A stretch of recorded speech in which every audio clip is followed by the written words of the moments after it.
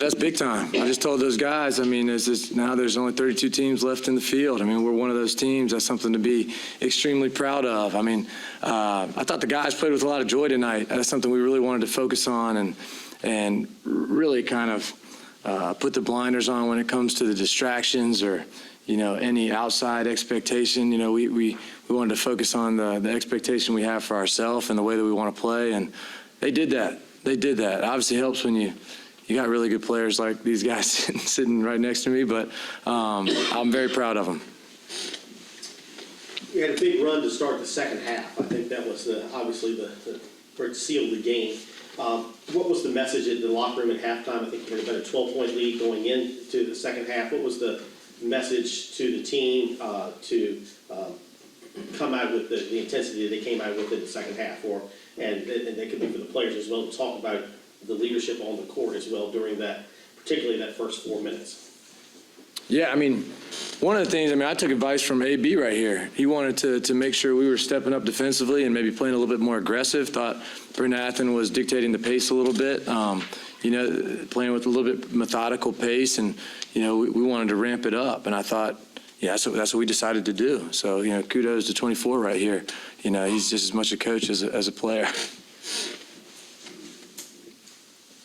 Appreciate that. What was the message, guys? You can tell them what the message was. Was it a filling out process for the first 4 or 5 minutes? I mean, I know they had a little bit of a lead on you. I noticed that the first time out that it looked like the emphasis might have been to get down low to Shane, so I didn't know if that was the message coming out of that first time out or not. Yeah, I mean, we should always get the ball to Shane, and so he's got to demand it more, honestly.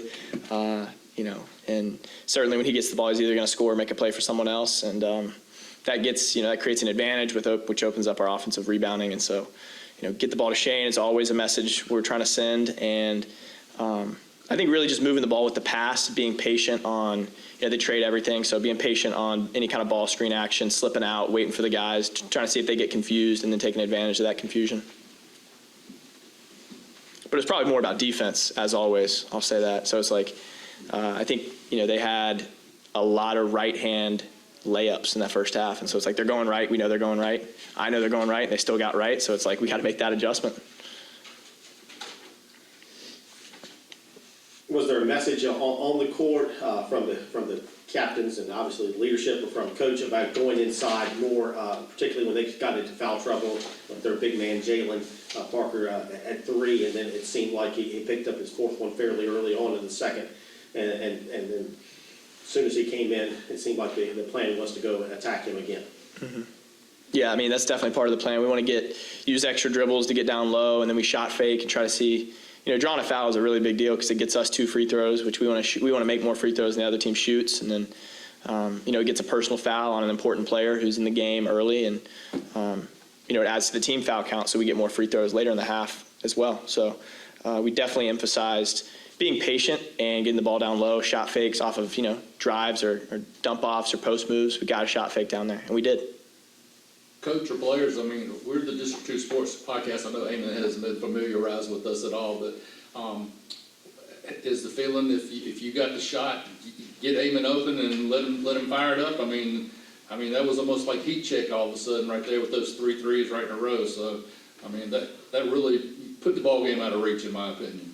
What do you think, Ayman? Is that your mentality? I'd say so. I mean, sometimes it feels like, man, my teammates want me to shoot more than I do sometimes. Like, I feel like moving the ball is really good for us. We got so many good players, but when I'm feeling it, it's definitely a good thing for our offense, I feel like. Absolutely. So after cracking 102, going over 100 for the second time this year, how y'all feeling going into tomorrow's game? Yeah, I mean, scoring 102 for Pitt Bradford seems like a walk in the park. I mean, those guys really get up and down. What did they have, like 60 points in the first half? 60 at half. 60 or something like that.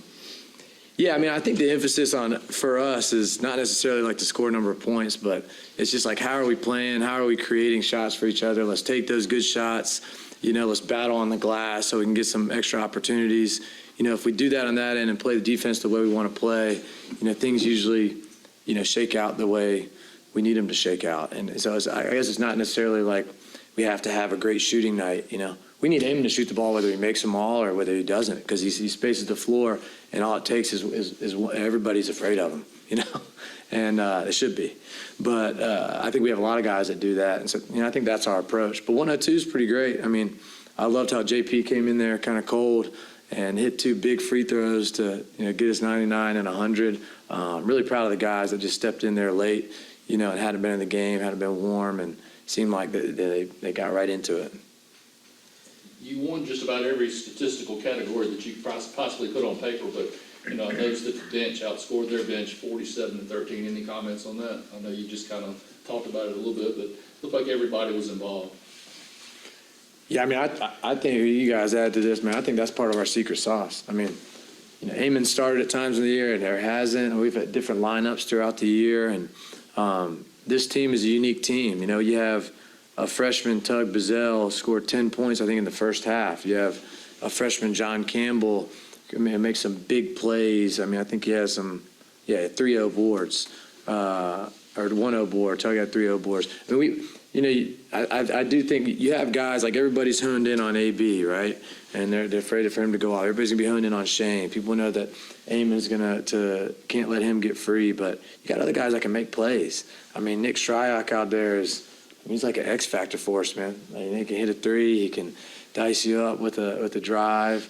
And I could go down the list, and I think talk about guys we have like that. So, yeah, I mean, I think that's what makes us dangerous, to be honest with you. Last 4 minutes, last 8 minutes, I guess you want to say, is that time to get the guys out of there, get them a little bit more rest, and get the other guys out on the floor and get a little time in? Those last 8 minutes? Yes, sir. It always helps on a back-to-back if you have the ability to do that. I think, we don't put guys in the game that we don't think are going to play a certain way. So all those guys that went in, we trusted, and I thought they did really well. But, yeah, it helps to have a little lead, especially in the tournament, back-to-back. And, we're happy these guys can be rested, especially against a team. It looks like we got to play. I don't know much about Pitt Bradford other than what I saw today, but, got a team that gets up and down. I thought your perimeter defense was absolutely superb. You held them down to 4 of 21 from the three-point line. I guess I told you a few weeks ago that I was the stat nerd.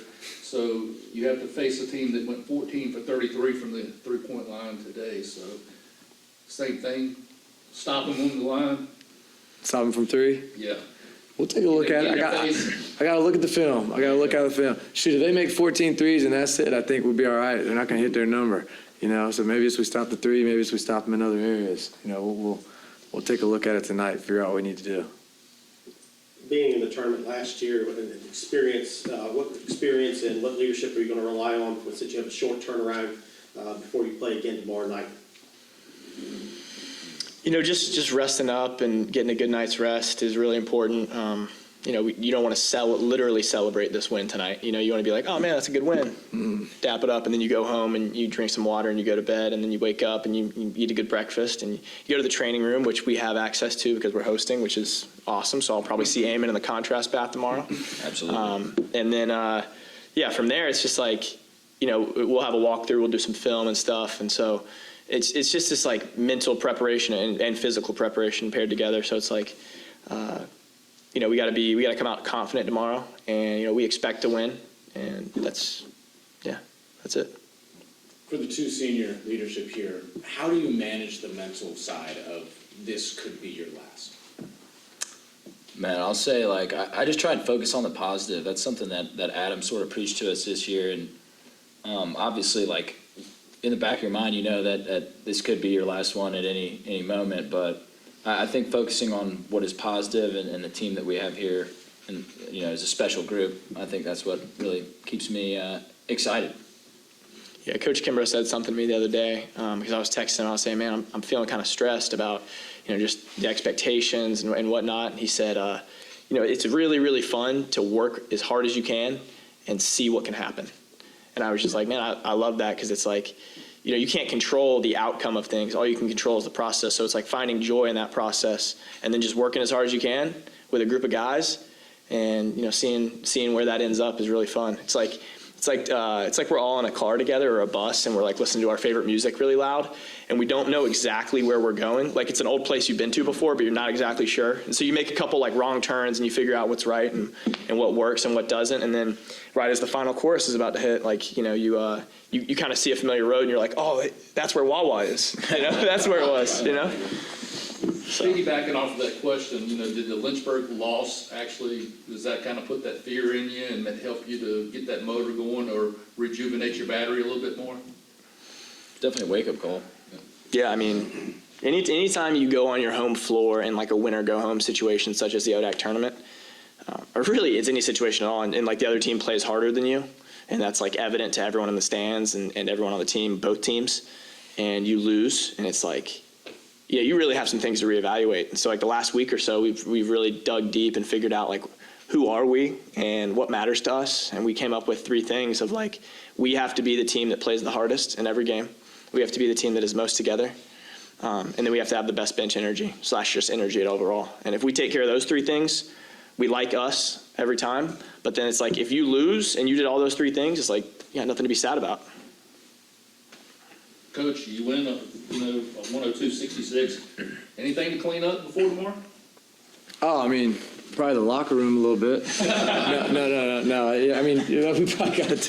Yeah, we'll look at the film. I mean, we'll look at the film tonight. I mean, there's always things. You know, these guys know like we could win big games. There's always going to be things that we can clean up. I think at this time of the year, you know, we will look at those things. You know, that's probably going to be a focus. Like, hey, where were we successful? You know, why couldn't we get more boards or like whatever the case is. But it's just fine tuning right now. I mean, I think we need to stay fresh. Our bodies need to stay fresh. Like you guys just talked about mentally, we need to stay fresh and confident. And, you know, really our goal as a team is just to get the most out of the group of this every year and like peak at the right time. I feel like it feels really good with this group, not just because of this game. I feel like in practices, like leading up to it, it's felt really good. I have a question. So with this being your 3rd year in a row, obviously I've experience. Does it still feel the same when you're in the NCAA tournament? It feels good. It feels good. Yeah, it feels different. It feels different, but it has like the same like I don't know. It's just like it feels so different from anything else we do all year long. Like when you look around and you see NCAA everywhere to remind you that this is the NCAA tournament and you're playing a team that you would like never play, and it's like a little tournament at your place because we've hosted 3 years in a row as well. So it's like this little, I like to think about it that we say 1 game championship, but I like to think about it as like tonight was the semifinal and tomorrow's the championship. And so like if we win, take care of this little tournament, this 4-team tournament, then we're on to the Sweet 16. And, we just half the tournament twice. And so, and then wherever we end up, I'm not trying to get too ahead, but like the following week for last year, for example, is like another little semifinals, little 4-team tournament. And so it's a lot of fun because it's like 4 teams that probably haven't played each other. And if you do see a team that you have played, it's like really, really cool. Like seeing Guilford in the Final Four is like, what are you guys doing here? Like, no way you guys couldn't even play us in the semifinals of the ODAC tournament last year. That was so funny, but yeah. Yeah, I mean, I think it feels good. I think you got to be thankful, man. I think that the minute we take it for granted, that we're in this thing, it's like, it's tough. I mean, these guys got a lot to be proud of. Hampden-Sydney's got this insane basketball history where there's an expectation to go every single year. And then it was like, that wasn't the expectation anymore. For some reason, we didn't go for a period of time. So I think every single year is just about getting the most out of the team. If it leads to the NCAA tournament, yeah, you're very excited to keep playing, because you can get more out of the squad.